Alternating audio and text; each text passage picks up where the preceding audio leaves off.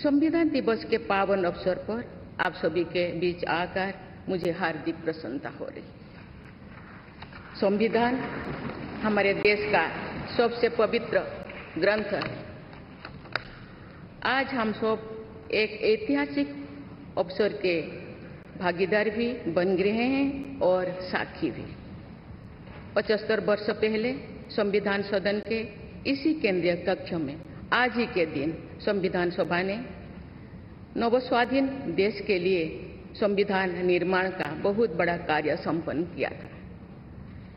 उस दिन संविधान सभा के माध्यम से हम भारत के लोगों ने इस संविधान को अपनाया, अधिनियमित किया और आत्मार्पित किया था। हमारे संविधान हमारे लोकतांत्रिक गणतंत्र की सुदृढ़ आधारशिला है। हमारा संविधान हमारे सामूहिक और व्यक्तिगत स्वाभिमान को सुनिश्चित करता है। आज कृतज्ञ राष्ट्र की ओर से मैं संविधान सभा के सदस्यों और कर्मियों को श्रद्धांजलि अर्पित करती हूँ। ये देश का सौभाग्य है कि संविधान सभा के अध्यक्ष डॉक्टर राजेंद्र प्रसाद ने तथा प्रारूप समिति के अध्यक्ष डॉक्टर बाबा साहेब अम्बेडकर ने संविधान निर्माण की यात्रा का मार्गदर्शन किया। बाबा साहेब अम्बेडकर ने प्रगतिशील और समावेशी सोच की छाप हमारे संविधान पर अंकित किया है। संविधान सभा में बाबा साहेब के ऐतिहासिक संबंधों से एक तथ्य स्पष्ट होता है कि भारत लोकतंत्र की जननी है। अपने लोकतंत्र पर गौरव की इसी भावना के साथ आज हम सब इस विशेष अवसर पर एकत्र हुए। ये अवसर संविधान सभा की 15 महिला सदस्यों के योगदान को स्मरण करने का भी है।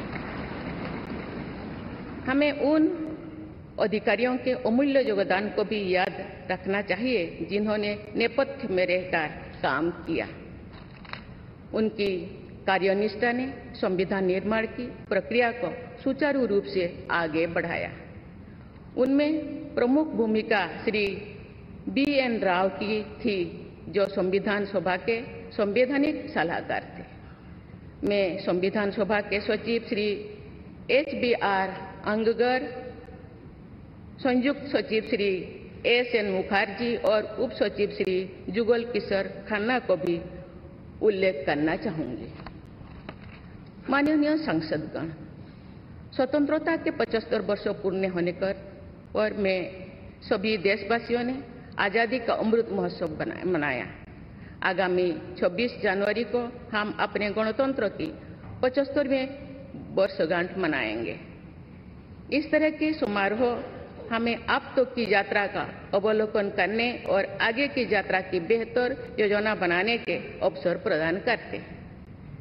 ऐसे समारोह हमारी एकता को मजबूत बताने की तथा ये दर्शाते हैं कि राष्ट्रीय लक्ष्यों को प्राप्त करने के प्रयासों में हम सब एक साथ हैं।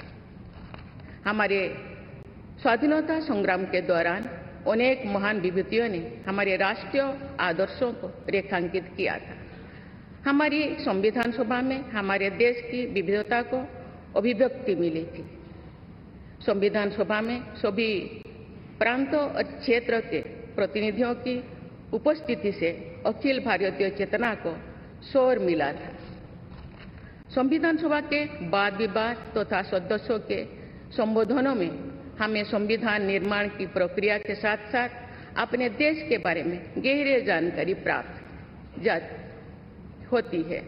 आज जिन पुस्तकों का विमोचन किया गया तथा जो शॉर्ट फिल्म्स दिखाई गई, उनमें लोगों को हमारे संविधान निर्माण के गौरवशाली इतिहास का परिचय प्राप्त होगा।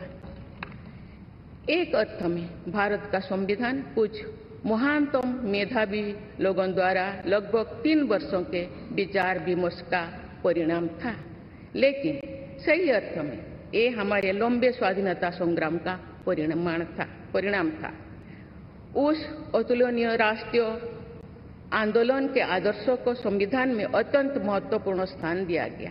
उन आदर्शों को सुस्पष्ट और संक्षिप्त रूप से संविधान की प्रस्तावना में व्यक्त किया गया है। ये आदर्श है न्याय, स्वतंत्रता, समता और बंधुता। ये आदर्श सदियों से भारत को परिभाषित करते रहे हैं। संविधान की प्रस्तावना में उल्लिखित आदर्श एक दूसरे के पूरक है। समग्र रूप से ये सभी आदर्श ऐसा वातावरण उपलब्ध कराते हैं जिसमें हम नागरिक को फूलते फलते समाज में योगदान देने तथा साथी नागरिकों की मदद करने का अवसर मिलता है। माननीय संसदगण, संविधान की भावना के अनुसार कार्यपालिका, विधायिका और न्यायपालिका का यह दायित्व है कि वे सामान्य लोगों के जीवन को सुगम बनाने के लिए मिलजुल कर काम करें। संसद द्वारा पारित किए गए अनेक अधिनियमों से जन आकांक्षाओं को अभिव्यक्ति मिली है। देश के आर्थिक एकीकरण के लिए स्वतंत्रता के बाद का सबसे बड़ा टैक्स सुधार गुड्स एंड सर्विसेज टैक्स को के रूप में किया गया है। वर्ष 2018 में राष्ट्रीय पिछड़ा बल्क आयोग को संवैधानिक दर्जा प्रदान किया गया है। वुमेन लेड डेवलपमेंट की सोच को यथार्थ रूप देना सामाजिक न्याय के संवैधानिक आदर्शों को प्राप्त करने के लिए अनिवार्य है। नारी शक्ति बंधन अधिनियम द्वारा हमारे लोकतंत्र में महिला सशक्तिकरण के एक नए युग की शुरुआत की गई है। दंड के स्थान पर न्याय तथा अपराध के स्थान पर सुरक्षा की भावना पर आधारित भारतीय न्याय संहिता, भारतीय नागरिक सुरक्षा संहिता और भारतीय साक्ष्य अधिनियम को पारित करके सांसदों ने आधुनिक सोच को अपनाने का प्रभावशाली परिचय दिया है। ऐसे अनेक अधिनियमों को पारित करने के लिए मैं सभी सांसदों की सराहना करती हूँ। पिछले कुछ वर्षों के दौरान सरकार ने समाज के सभी वर्गों, विशेषकर कमजोर वर्गों के लोगों के विकास के लिए अनेक कदम उठाए हैं। ऐसे निर्णयों से लोगों का जीवन बेहतर हुआ है तथा उन्हें प्रगति के नए अवसर मिल रहे हैं। गरीब लोगों का अपना पक्का घर मिल रहा है, बिजली, पानी, सड़क की सुविधा मिल रही है, खाद्य सुरक्षा और चिकित्सा सेवाएं मिल रही है। देश में बड़े पैमाने पर विश्व स्तर का इंफ्रास्ट्रक्चर बनाया जा रहा है। समग्र और समावेशी विकास के ऐसे अनेक प्रयास हमारे संवैधानिक आदर्शों को आगे बढ़ाते हैं। इस प्रयासों के लिए मैं सरकार की सराहना करती हूँ। उच्चतम न्यायालय के प्रयासों से देश की न्यायपालिका हमारे न्याय प्रणाली को और अधिक प्रभावी बनाने के लिए अनेक प्रयास कर रही है। न्यायपालिका विचाराधीन कैदियों को और जेल सुधार के विषयों पर भी कार्यरत है। हमारे देश में मूलभूत अधिकारों का दायरा समय के साथ विस्तृत होता रहा है। अपेक्षाकृत कम साधन संपन्न लोगों को कानूनी सहायता प्रदान करने के संवैधानिक निर्देश प्रति जागरूकता और सक्रियता बढ़ रही है। माननीय सांसदगण, कार्यपालिका, विधायिका और न्यायपालिका के साथ साथ सभी देशवासियों की सक्रिय भागीदारी से हमारे संवैधानिक आदर्शों को शक्ति मिलती है। हमारे संविधान में प्रत्येक नागरिक के मूल कर्तव्यों का स्पष्ट उल्लेख किया गया है।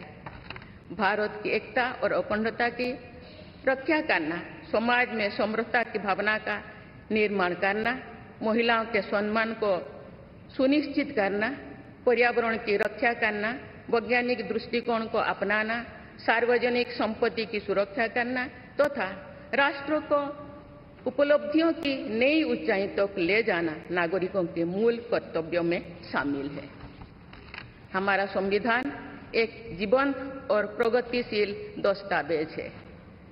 बदलते समय की मांग के अनुसार नए विचारों को अपनाने की व्यवस्था हमारे दूरदर्शी संविधान निर्माताओं ने बनाए थे। हमने संविधान के माध्यम से सामाजिक न्याय और समावेशी विकास के अनेक बड़े लक्ष्यों को प्राप्त किया है। नई सोच के साथ हम भारत को विश्व समुदाय में नई पहचान दिला रहे हैं। हमारे संविधान निर्माताओं ने भारत को अंतर्राष्ट्रीय शांति और सुरक्षा को मजबूत बनाने में महत्वपूर्ण भूमिका निभाने का निर्देश दिया है। आज एक अग्रणी अर्थव्यवस्था होने के साथ साथ हमारा देश विश्व बंधु के रूप में ये भूमिका बेखूबी निभा रहे हैं। समुदाय में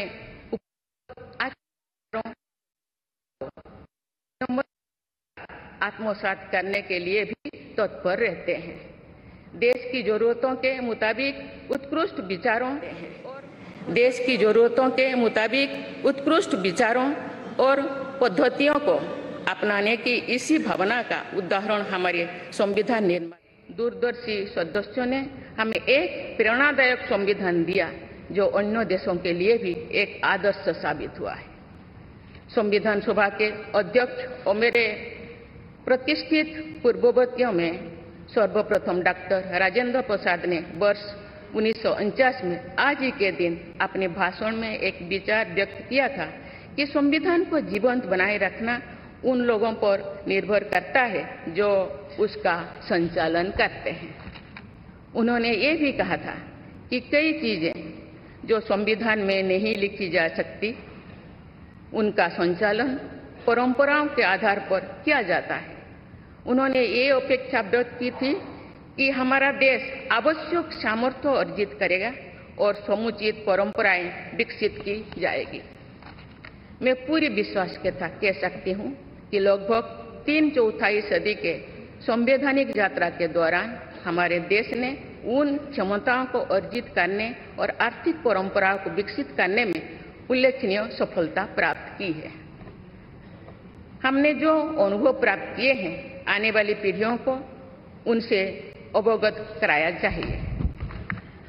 वर्ष 2015 में सरकार द्वारा 26 नवंबर को संविधान दिवस के रूप में मनाने का निर्णय लिया गया। तब से प्रत्येक वर्ष मनाए जा रहे संविधान दिवस के समारोह से हमारे युवाओं में देश के बुनियादी दस्तावेज यानी संविधान के विषय में जागरूकता बढ़ाने में मदद मिली है। संविधान के प्रति युवाओं में उत्साह को देखकर हम सब देश के भविष्य के प्रति आश्वस्त हो सकते हैं। मैं सभी देशवासियों से अनुरोध करती हूं कि वे हमारे संवैधानिक आदर्शों को अपने आचरण में डालें, मूल कर्तव्यों का पालन करें तथा वर्ष 2047 तक विकसित भारत के निर्माण के राष्ट्रीय लक्ष्य के प्रति समर्पण के साथ आगे बढ़े। मैं संविधान दिवस के अवसर पर सभी देशवासियों को बधाई देती हूं। आप सभी को मेरा शुभकामनाएं। धन्यवाद। जय हिंद, जय भारत।